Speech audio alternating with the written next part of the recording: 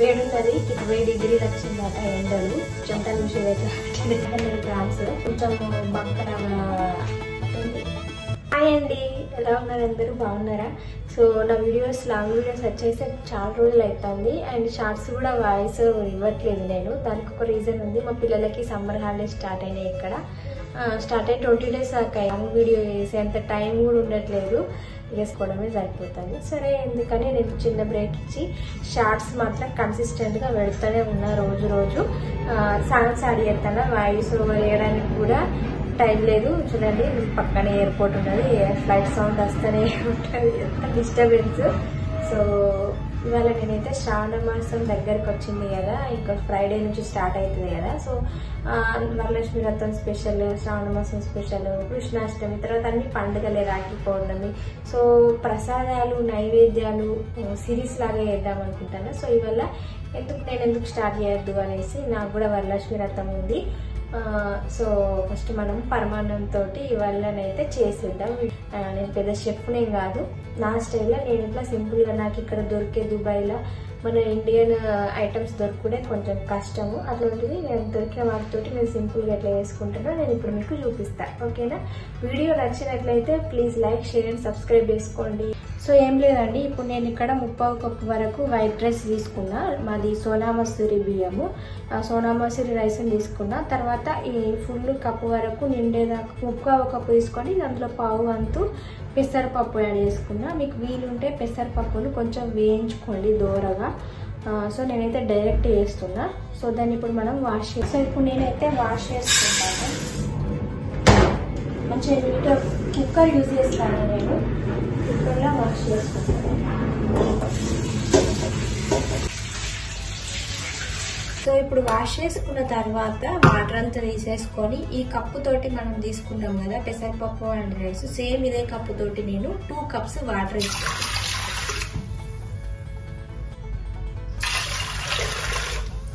ఒక cup milk తీసుకుంటాను. మాకు దొరికే ఇక్కడ పాలు, ప్యాకెట్ పాలే, ఆ పాలు అయితే తీసుకున్నాను నేను. సో మొత్తం 2 cups water and 1 cup milk so add చేసుకోవాలి. సో ఇప్పుడైతే నేను స్టవ్ ఆన్ చేసుకొని పెట్టేసుకుంటా. సో మనం ఏదైతే వాష్ చేసి పాలు వాటర్ యాడ్ చేసుకున్నామో ఆ కుక్కర్ మీద స్టవ్ మీద పెట్టేసుకున్నా. తర్వాత నేను స్వీట్లో కూడా కొంచెము సాల్ట్ యూజ్ చేస్తా. కొంచెం సాల్ట్ వేసుకుంటా, కొంచెం.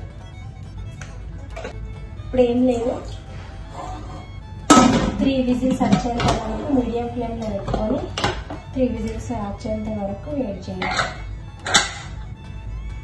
3 విజిల్స్. సో మాకు దొరికేది అయితే ఇటువంటి బెల్లం అనమాట. మాకు నెక్స్టోలో ఇండియన్ సూపర్ మార్కెట్ నెక్స్టోలో దొరుకుతుంది. ఇది 500 grams 5 dirhams పడింది అనమాట. సో చూద్దాము, అంత ఉప్పు వైట్ కలర్లో ఉంటుంది కదా బెల్లము, అట్లా వస్తుంది ఎప్పుడైనా నార్మల్గా. రిలేటెడ్ అయితే కొంచెం బక్కలాగా రెడ్డిష్ బ్రౌన్ కలర్ ఉంటుంది కదా, ఆ బెల్లం అయితే మంచిగా ఉంటుంది. ఇది ట్రై చేద్దామని తీసుకొచ్చిన, చూద్దాం ఎట్లుంటుందో. దీన్ని ఇప్పుడు మనం కట్ చేద్దాం.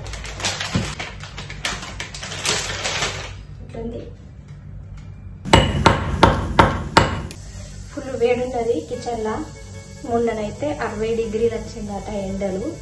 సో చెమటలు చూసేది ఎట్లా పట్టినది. అందుకే కిచెన్లో వంటలు చేయాలంటే కొంచెం భయం అవుతుంది, మస్తు వేడి ఉంటుంది. వార్నింగ్ కూడా వచ్చింది వెదర్ అన్నట్టు, పిల్లల్ని బయటికి తిప్పొద్దు, డే టైంలో బాగా వేడి ఉన్నది, ప్రాబ్లం అవుతుంది పిల్లలకి అనేసి వెదర్ అన్నట్టు కూడా వచ్చింది. 60 degrees క్రాష్ అయింది అన్నారు మొన్ననైతే. మస్తు ఎండలు ఉంటాయి. సో ఇప్పుడైతే నేను బెల్లాన్ని ఇట్లా తురిమి పెట్టేసుకున్నా. సో ఇట్లా వాటర్ వేసి కరిగించుకుందాం మనం. సో ఇట్లా వాటర్ వేసి బెల్లాన్ని కరిగించుకుంటాము. ఏమైనా నలకలు ఉంటే వడబోసుకుంటే సరిపోతుంది. సో కుక్కర్ 3 విజిల్స్ వచ్చేసి మీడియం ఫ్లేమ్లో 3 విజిల్స్ పెట్టేసుకున్నాం. సో మనం ప్రెషర్ తీసేసి ఓపెన్ చేద్దాం. ఇట్లా మెత్తగా కుక్ అయింది.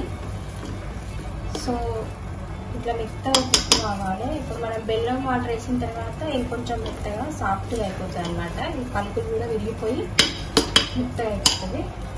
సో ఇప్పుడు యాలకుల పొడి 3 వేసుకుంటాను. మంచి వాసన వస్తుంది. ఇప్పుడు నేను ఏం చేస్తాను అంటే ఈ మనం బెల్లం వాటర్ ఉన్నాయి కదా, ఈ బెల్లం వాటర్ని ఇందులో వడబోసుకుంటాను.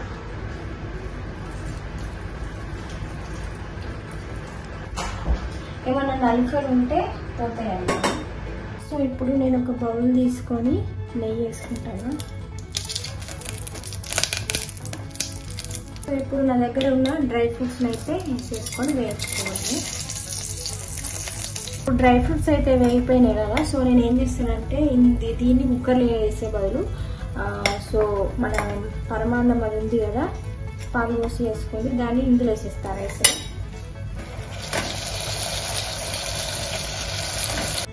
సో ఇట్లా మొత్తం నేను రైస్ని ఇందులో వేసేసుకున్నా, పరమాన్నం రైస్ని.